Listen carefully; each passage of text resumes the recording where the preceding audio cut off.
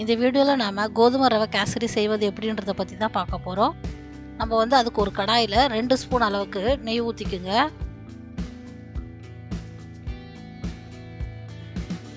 நெய் நல்லா உருகி வந்தோடனே 1 கப் அளவுக்கு கோதுமை ரவையை போட்டு நம்ம வறுத்து எடுத்துக்கலாம். மீடியம் ஃப்ளேமில் வச்சு வறுத்துக்குங்க. அது பாருங்கள் கலர் சேஞ்ச் ஆகிடுச்சு. இந்த அளவுக்கு வறுத்து எடுத்துக்குங்க. ஒரு தட்டில் எடுத்து வச்சுக்கலாம். ஒரு கடாயில் 3 கப் அளவுக்கு தண்ணி ஊற்றிக்குங்க.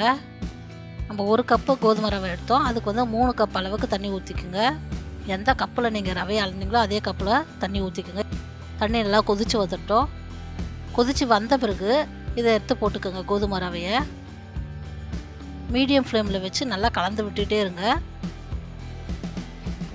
இந்த கோதுமை ரவை வந்து நல்லா வேகணும். நம்மளுக்கு நல்லா கொல கொலன்னு வெந்தால் தான் வந்து நம்மளுக்கு கேசரி வந்து நல்லா சாஃப்டாக கிடைக்கும். இல்லைன்னா உதிரி ஆகிடும். இப்போ பாருங்கள் நல்லா இழுத்துக்குச்சு. தண்ணி எல்லாம் நல்லா வெந்தும் இருக்குது. நம்ம அதுக்குள்ளே வெல்லத்தை ரெடி பண்ணிக்கலாம். வந்து 1.5 கப் அளவுக்கு வெல்லம் போட்டிருக்கேன் நான். 1 கப்பு கோதுமை ரவைக்கு 1.5 கப்பு வெல்லம். கொஞ்சமாக தண்ணி ஊற்றிக்குங்க.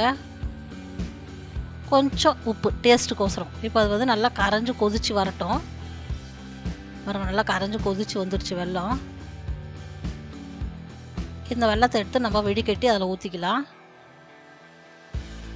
எப்போவுமே நல்லா ரவை வெந்த பிறகு வெல்லத்தை ஊற்றுங்க. நல்லா கலந்து விட்டுக்குங்க. இப்போ இந்த வெல்லத்தை கொஞ்சம் தண்ணி விட்ட மாதிரி இருக்கும். கட்டியாக வரைக்கும் நல்லா கலந்துக்குங்க. எல்லாமே வந்து மீடியம் ஃப்ளேமில் வச்சே செய்யுங்க. அடி பிடிக்காமல் இருக்கிறதுக்கு கலரி விட்டுக்கிட்டே இருங்க. இப்போ பாருங்கள் கொஞ்சம் திக்காக வந்துடுச்சு. 2 ஸ்பூன் அளவுக்கு நெய் ஊற்றிக்குங்க.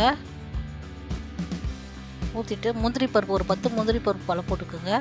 கொஞ்சம் brown colour, light brown colour வரைக்கும் வறுத்து எடுத்துக்கலாம். நம்ம வந்துச்சு.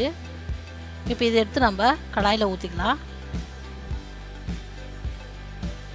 இதை ஊற்றிட்டு நல்லா கலந்து விட்டுக்குங்க.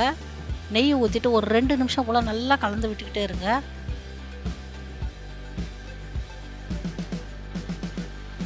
அந்த நெய்யில் எல்லாம் நல்லா கலந்து வந்துச்சு பாருங்கள். இப்போ வந்து 1 ஸ்பூன் அளவுக்கு ஏலக்காய் பவுடர் போட்டுக்குங்க. போட்டு நல்லா கலந்து விட்டுக்குங்க. பாருங்கள் கடாயில் ஒட்டவே இல்லை. பாருங்கள் அந்த கோதுமை ரவை எல்லாம் நல்லா கலந்து வந்துடுச்சு. இப்போ நம்ம ஆஃப் பண்ணிட்டு ஒரு தட்டில் எடுத்து வச்சுக்கலாம். இது வந்து நீங்கள் விசேஷ டைமில், வெள்ளிக்கிழமை டைமில் வந்து நீங்கள் செய்து சாப்பிட்லாம். சாமிக்க வைக்கலாம். பிரசாதமும் செய்து கொடுக்கலாம். கோதுமை ரவை கேசரி ரெடி ஆயிடுச்சு. இந்த வீடியோ பிடிச்சிருந்தா லைக் பண்ணுங்கள், ஷேர் பண்ணுங்கள், சப்ஸ்கிரைப் பண்ணுங்கள். மறக்காமல் பெல் ஐக்கானை கிளிக் பண்ணுங்கள்.